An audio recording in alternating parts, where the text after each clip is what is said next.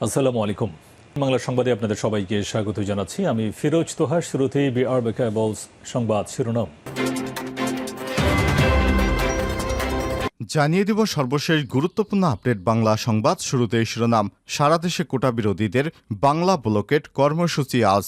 সরকারি চাকরিতে বেতন কাঠামো নবম থেকে 13তম গ্রেডে আগের প্রথম ও দ্বিতীয় শ্রেণীর মুক্তিযোদ্ধা কোটাসহ কোটা পদ্ধতি বাতিলের সিদ্ধান্ত বহালে উচ্চ আদালতের রায়ের প্রতিবাদে এবং 2018 সালের পরিপত্র পুনর্বহালের দাবিতে নতুন কর্মসূচি ঘোষণা করেছে আন্দোলনরত শিক্ষার্থীরা এবং চাকুরি প্রত্যাশীরা।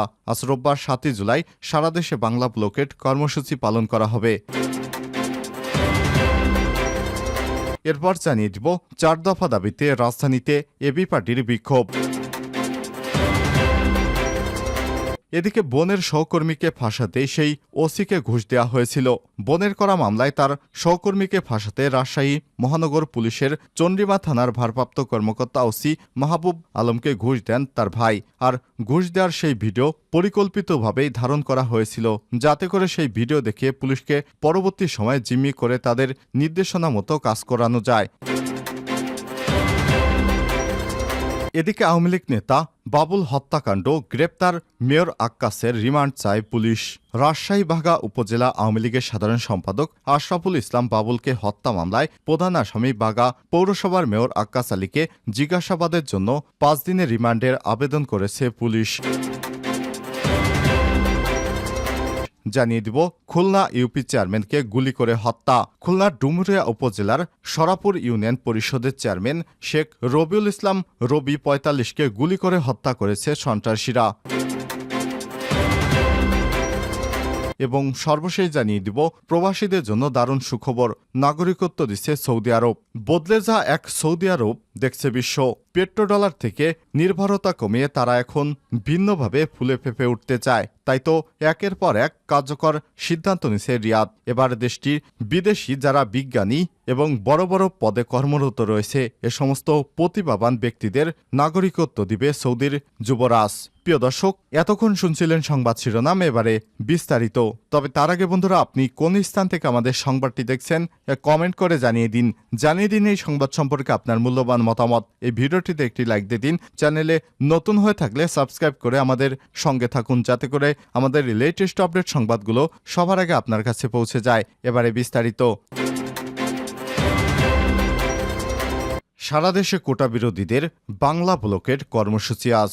সরকারি চাকুরিতে বেতন কাঠামো নবম থেকে 13তম গ্রেডে আগের প্রথম ও দ্বিতীয় শ্রেণীর মুক্তিযোদ্ধা কোটাসহ কোটা পদ্ধতি বাতিলের সিদ্ধান্ত বহালে উচ্চ আদালতের রায়ের প্রতিবাদে এবং 2018 সালের পরিপত্র পুনর্বহালের দাবিতে নতুন কর্মসূচি ঘোষণা করেছে আন্দোলনরত শিক্ষার্থী এবং চাকুরি প্রত্যাশীরা।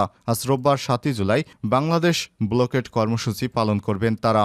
এর আগে শনিবার 6 জুলাই বৈষম্য বিরোধী ছাত্র আন্দোলনের ব্যানারে শিক্ষার্থীরা ঢাকা বিশ্ববিদ্যালয়ের কেন্দ্র গ্রন্থাগারে জমায়েত হয়ে এখান থেকে 3টায় মিছিল বের করেন। মিছিলটি হাজী মোহাম্মদ মহসিন হল, ভিসি চত্বর, টিএসসি জগন্নাথ হলের মোড়, বক্সিবাজার বুয়েট এবং পলাশী, আজিমপুর ইডেন কলেজ, নীলক্ষেত এবং রাজু ভাস্কর্য হয়ে পৌনে 5টার দিকে শাহবাগ মোড়ে গিয়ে শেষ হয়। সেখানে অবস্থান কর্মসূচি শেষে এই নতুন কর্মসূচি ঘোষণা করা হয়। কর্মসূচি ঘোষণা করেন বৈষম্য বিরোধী ছাত্র আন্দোলনের অন্যতম সমন্বয়ক নাহিদ ইসলাম। বলেন, রোববার বিকেল 3টা থেকে বাংলা ব্লকের কর্মসূচি ঘোষণা করা হলো। শুধু শাহবাগ মোড় নয়, ঢাকার প্রত্যেকটি পয়েন্টে এই কর্মসূচি পালিত করব আমরা। যাত্রাবাড়ি সহ ঢাকার প্রতিটি পয়েন্টে অবরোধ করা হবে। এসব পয়েন্টের সায়েন্স ল্যাব, চানখালপুর, খিলক্ষেত, মতিঝিল, যাত্রাবাড়ি এসব পয়েন্টে কলেজ এবং বিশ্ববিদ্যালয়ের শিক্ষার্থীরা নেমে আসবেন এবং বাংলা ব্লকেট কর্মসূচি সফল করবেন। আর ঢাকার বাইরে যেসব শিক্ষার্থীরা আছেন, আপনারা জেলায় জেলায় মহাসড়কগুলো অবরোধ করবেন। এ সময় তিনি বলেন, সরকার মনে করেছে আমরা 2-3 দিন রাস্তা অবরোধ করে ক্লান্ত হয়ে ঘরে ফিরব, কিন্তু না, আমরা ঘরে ফিরব না। আমাদের যতক্ষণ পর্যন্ত আমাদের দাবি আদায় না হচ্ছে আমরা ঘরে ফিরব না। সরকারের এই ধারণা যে ভুল, সেটি আমাদের প্রমাণ করে দিতে হবে। আমরা এখন পর্যন্ত শান্তিপূর্ণভাবে অবরোধ কর্মসূচি চালিয়ে যাচ্ছি, প্রয়োজনে আমরা হরতাল দিতে বাধ্য হব। নাহিদ বলেন, কোর্ট এবং ছাত্র সমাজকে মুখোমুখি করে সরকার কেন দায়িত্বজ্ঞানহীন ভূমিকা পালন করছে, নির্বাহী বিভাগের দায় এড়াতে পারে না। 2018 সালে প্রধানমন্ত্রী যেখানে আমাদের প্রতিশ্রুতি দিয়েছিলেন কোটা থাকবে, সেই কোটা এখন কেন ফিরে এলো, এর জবাব দিতে হবে সরকারকে। এর সময় তিনি বলেন, প্রথম ও দ্বিতীয় শ্রেণী নয়, বরং সব শ্রেণীর ক্ষেত্রেই চাকরির বৈষম্য, আমাদের ভেদাভেদ তুলে দিতে সরকারকে বাধ্য করতে হবে।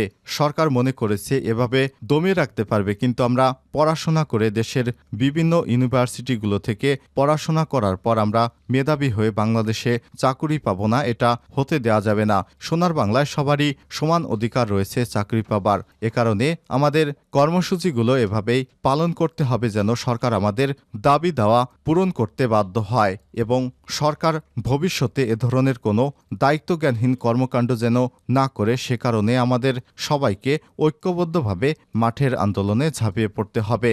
আমরা আমাদের চাকুরির কোটা বাতিলের দাবি আদায় করে তারপর ঘরে ফিরব ইনশাল্লাহ। 4 দফা দাবিতে রাজধানীতে এবি পার্টির বিক্ষোভ। সার্বভৌমত্ব ক্ষুণ্ণকারী একতরফা রেল করিডোর দেওয়ার প্রতিবাদ এবং কোটা ব্যবস্থা বাতিল ও ডামি সরকারের পদত্যাগ সহ 4 দফা দাবিতে বিক্ষোভ মিছিল ও প্রতিবাদী অবস্থান কর্মসূচি পালন করছে আমার বাংলাদেশ পার্টি। এবি পার্টি শনিবার 6 জুলাই বিকেলে রাজধানীর বিজয়নগরস্থ বিজয় 71 চত্বরে এই কর্মসূচি পালিত হয়। এ সময় দলটির বক্তারা বলেন, রেল ট্রানজিটের নামে করিডোর প্রদান করা হচ্ছে, দেশের সার্বভৌমত্ব ক্ষুণ্ণ করা হলেও এবং বৈষম্যমূলক কোটা পুনঃপ্রবর্তনের মাধ্যমে 71 পূর্ব পাকিস্তানি বৈষম্য বাংলাদেশকে ফিরে আনার চেষ্টা করা হলে আরেকটি মুক্তিযুদ্ধ অনিবার্য হয়ে পড়বে। এবি পার্টির যুগ্ম আহ্বায়ক অধ্যাপক ডক্টর মেজর অবসরপ্রাপ্ত আব্দুল ওহাব মিনারের সভাপতিত্বে দপ্তর সম্পাদক আব্দুল আল মামুন রানার সঞ্চালনায় সমাবেশে বক্তব্য রাখেন যুগ্ম আহ্বায়ক অ্যাডভোকেট তাজুল ইসলাম এবং BM নাজমুল হক, সদস্য সচিব মুজিবুর রহমান মঞ্জু, যুগ্ম সদস্য সচিব ব্যারিস্টার আসাদুজ্জামান ফুয়াদ, কেন্দ্রীয় নেতা কর্নেল অবসরপ্রাপ্ত দিদারুল আলম, সহকারী সদস্য সচিব এবং ঢাকা মহানগর উত্তরের আহ্বায়ক আলতাফ হোসাইন, যুব পার্টির আহ্বায়ক এবাতুল্লাহ টুটুল এবং কেন্দ্র সদস্য এনামুল হক প্রমুখ। বনের সহকর্মীকে ফাঁসাতে গিয়ে পুলিশের ওসিকে ঘুষ দেওয়ার ভিডিও ধারণ করা হয়েছিল। বনের করা মামলায় তার সহকর্মীকে ফাঁসাতে রাজশাহী মহানগর পুলিশের চন্দ্রিমা থানার ভারপ্রাপ্ত কর্মকর্তা ওসি মাহবুব আলমকে ঘুষ দেন তার ভাই। আর ঘুষ দেওয়ার সেই ভিডিও পরিকল্পিতভাবে ধারণ করা হয়েছিল, যাতে করে ভয় দেখিয়ে পুলিশকে পরবর্তী সময় জিম্মি করে তাদের নির্দেশনা মতো কাজ করানো যায়। চন্দ্রিমা থানার ওসির বিরুদ্ধে দপ্তরে বসে ঘুষ নেওয়ার একটি ভিডিও শুক্রবার 5 জুলাই সন্ধ্যায় ভাইরাল হয়। এরপর এই ঘটনার অনুসন্ধান এবং চাঞ্চল্যকর তথ্য বেরিয়ে আসে। ভিডিওটিতে যে ব্যক্তি ওসিকে খামে করে ঘুষের টাকা দেয় তার নাম মোহাম্মদ মুস্তাফিজুর রহমান। তার বোন রুবানা ফেরদৌস পশ্চিমাঞ্চল রেলের মেকানিক্যাল শাখার ট্রেসার পোস্টে কর্মরত। এদিকে ওই মামলা নেওয়া সরকারি কর্মচারী এবং মামলার আসামি শিকদারকে গ্রেপ্তার করতে চন্দ্রিমা থানার ওসি মাহবুবকে কয়েক দফায় টাকা দেওয়া হয়। সেই অর্থ লেনদেনের কাজটি করেন রুবানার ভাই মোহাম্মদ মুস্তাফিজুর রহমান। আর সেই ঘুষ দেওয়া অপরজনকে দিয়ে ভিডিওটি করিয়ে রাখেন মুস্তাফিজুর রহমান। গত 20 মে রুবানা অফিসের সহকর্মী মেকানিক্যাল শাখার ফেরো প্রিন্টার আব্দুল খালেক শিকদারের বিরুদ্ধে নারী এবং শিশু নির্যাতন দমন আইনে মামলা করে 7 মে শিকদার তাদের দপ্তরে রুবানাকে শ্লীলতাহানি করে বলে ওই মামলার দাবি করা হয়। ওই মামলায় সাক্ষী করা হয় তাদের অফিসের অপর 4 সহকর্মীকে। তবে যাদের নামে মামলার সাক্ষী করা হয়েছে তাদের সবার দাবি তারা ওই ঘটনা দেখেনি বা জানেনি। এ মামলায় গত 26 মে গ্রেপ্তার হন আব্দুল খালেক শিকদার। এখন তিনি জামিনে বের হয়ে অসুস্থ হয়ে হাসপাতালে ভর্তি রয়েছেন। শিকদার বলেন, আমি হার্টের রোগী, আমার 2 ছেলে মেয়ে, তাদের সবার বিয়ে হয়ে গেছে, নাতি নাতনি রয়েছে, আমার স্ত্রীও আমার অফিসে চাকরি করে। রুবানাকে আমি মেয়ের মতো দেখি। সে তার মায়ের জমি লিখে নিতে আমাকে প্রথমে সাক্ষী হতে বলে। এরপর assistant mechanical engineer ATM Masudul Hasan স্যারকে আমি সাক্ষী হতে বললে উনি আমার সঙ্গে পরামর্শ করেন এবং সাক্ষী হতে পারবেন না বলে জানিয়ে দেন রুবানাকে। পরে রুবানা মনে করে আমি স্যারকে মানা করেছি। এছাড়াও মাসুদুল হাসান স্যারকে রুবানা বিয়ে করতে চায়। তাকে আর হাসান স্যারকে নিয়ে অনেকেই কানাঘুষা করে, অফিসের দরজা আটকে তাদের কাজ করা নিয়ে। এটা নিয়ে আমিও তাকে সতর্ক করেছিলাম। এসব নিয়ে আমার উপর ক্ষিপ্ত হয়ে মিথ্যা মামলা করেছে এবং মামলার সাক্ষীরাও জানে না এমন ঘটনার কথা। মামলার 3য় এবং 4র্থ সাক্ষী ও রেলের কর্মচারী তানজিরা রহমান মোহাম্মদ হারুন জানান, রুবানার সঙ্গে অফিসে এমন কিছু হয়েছে বলে আমার জানা নেই। আর রুবানার মামলায় তাদেরকে সাক্ষী করার ঘটনাও তারা বিবৃত। থানায় তারা এ বিষয়ে তাদের বক্তব্য দিয়েছে। তারা জানান, রোবানা পশ্চিম অঞ্চলের রেলের assistant mechanical engineer ATM Masudul হাসানকে বিয়ে করতে চায়। অফিসে বহুদিন থেকেই কানাঘুষা হচ্ছে, এটা নতুন বিষয় নয়। মামলার দ্বিতীয় সাক্ষী পশ্চিমাঞ্চলের রেলের assistant mechanical engineer ATM Masudul Haque জানান, রোবানার মামলায় সে সময়ে এই ঘটনা উল্লেখ করা হয়েছে তা আমার জানা নেই। ওই সময় আমি অফিসে ছিলাম না। সে কেন আমাকে সাক্ষী করলো তা আমার জানা নেই। রোবানার সঙ্গে তার সম্পর্কের বিষয় নিয়ে কানাঘুষার বিষয় তিনি জানান, 4 থেকে 5টি পোস্টে ফাঁকা থাকায় রোবানাকে নিয়েই আমাকে কাজ করতে হয়। এগুলো যারা ছড়াচ্ছে সব মিথ্যা। এ বিষয়ে পশ্চিমাঞ্চলের রেলের মেকানিক্যাল শাখার ট্রেসার রোমানা ফেরদৌস বলেন, আমি মামলা করেছি, তবে এ বিষয়ে কোনো কথা বলতে চাই না। পরে তিনি ফোনের সংযোগ কেটে দেয়। পরবর্তী তাকে একাধিকবার ফোন করলেও তিনি রিসিভ করেননি। আওয়ামী লীগ নেতা বাবুল হত্যাকাণ্ড, গ্রেপ্তার মেয়র আক্কাসের রিমান্ড চায় পুলিশ।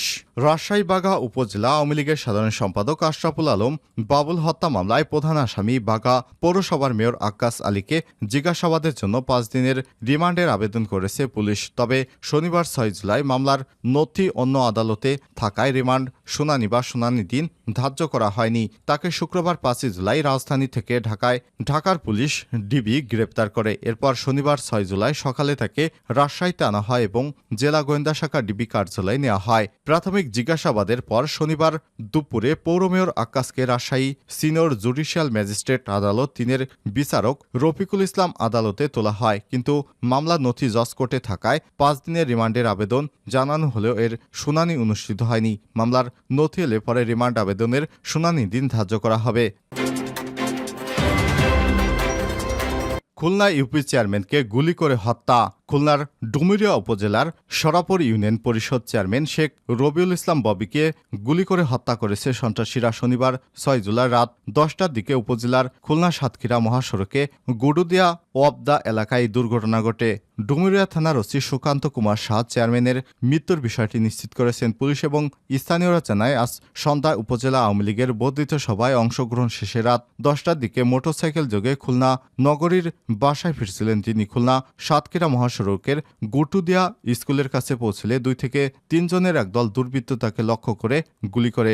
গুলিবিদ্ধ হয়ে তিনি রাস্তায় পড়ে যান। পরে স্থানীয় লোকজন তাকে উদ্ধার করে প্রথমে ডুমুরিয়া উপজেলা স্বাস্থ্য কমপ্লেক্স, পরে খুলনা মেডিকেল কলেজ হাসপাতালে নিয়ে যায়। সেখানে কর্তব্যরত চিকিৎসক তাকে মৃত ঘোষণা করে। জানা গেছে, সরাবপুর ইউপি চেয়ারম্যান শেখ রবিউল ইসলাম রবি উপজেলা আওয়ামী লীগের সদস্য। এছাড়াও খুলনা জেলা ছাত্রলীগের উপ গ্রন্থকার বিষয়ক সম্পাদক ছিলেন তিনি। 2021 সালে অনুষ্ঠিত ইউনিয়ন পরিষদ চেয়ারম্যান এবং 2016 সালে ইউপি নির্বাচনে আওয়ামী লীগের বিদ্রোহী প্রার্থী হিসেবে জয়লাভ করেন। 2015 সালে একবার তিনি সন্ত্রাসীদের আক্রমণের শিকার হয়েছিলেন।